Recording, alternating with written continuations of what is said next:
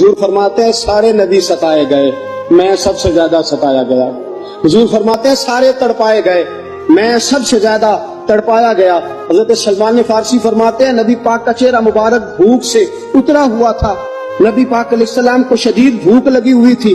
حضور نے فرمایا سلمان 3 دن ہو گئے کھایا کچھ نہیں، چل جا ابو ذر غفاری کے پاس چلتے ہیں۔ فرمایا ابو ذر غفاری کے باغ میں گئے، جاتے ہی میں نے حضرت ابو ذر غفاری رضی اللہ تعالیٰ عنہ کے باغ میں جاتے ہوئے جناب عثمان غنی کو بھی لے لیا، جناب ابو بکر و عمر و علی کو بھی لے لیا۔ پہنچے، جا کے میں نے کہا کہ ابو ذر 3 دن ہو گئے نبی پاک نے کھایا کچھ نہیں، 2 جہاں کے شاہ ہیں، پاس کچھ رکھتے نہیں، 2 جہاں کی نعمتیں ہیں ان کے خالی ہاتھ میں، فقر اختیاری ہے، نبی پاک نے خود اس کو اختیار فرمایا، 3 دن سے کھایا کچھ نہیں۔ فرماتے حضرت ابو ذر رضی اللہ تعالیٰ عنہ کی آنکھوں میں آنسو آ گئے، کہنے لگے یار مجھے پتہ ہی نہیں، کسی نے بتلایا ہی نہیں، میں تو سویرے بھی پیٹ بھر کے روٹی کھائی اور حضور اس عالم میں۔ فرماتے گھر گئے، ایک بکری تھی اس کو ذبح کیا، اپنی بیوی سے کہنے لگے جلدی جلدی روٹیاں پکا، جلدی جلدی سالن پکا، تجھے پتا مصطفیٰ نے 3 دنوں سے کھایا کچھ نہیں۔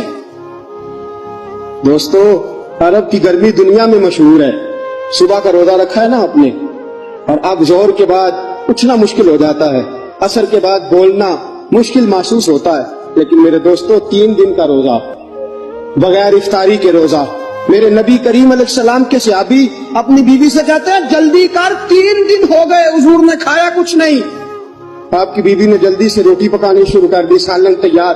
حضرت جناب ابو ذر فرماتے ہیں دوبارہ باغ میں گیا، انگور پکے ہوئے تھے، انگوروں کا کوشہ توڑا، پلیٹ میں رکھا حضور کے سامنے، حضور آپ کھائیے۔ اتنی دیر میں روٹیاں پک کے آ جاتی ہیں، سالن پک کے تیار ہو جاتا ہے۔ فرمایا حضور ایک کھجور اٹھاتے ہیں، منہ میں رکھتے ہیں، پھر بڑی دیر سوچتے رہتے ہیں، پھر ایک انگور اٹھاتے ہیں، منہ میں رکھتے ہیں، بڑی دیر سوچتے رہتے ہیں، پھر ایک انگور اٹھاتے، بڑی مشکل سے 2-3 انگور حضور نے کھائے اور گہری سوچ میں حضور رہے۔ فرماتے ہیں اتنی دیر میں روٹیاں پک کے آ گئی، سالن میرے نبی پاک کے سامنے آیا۔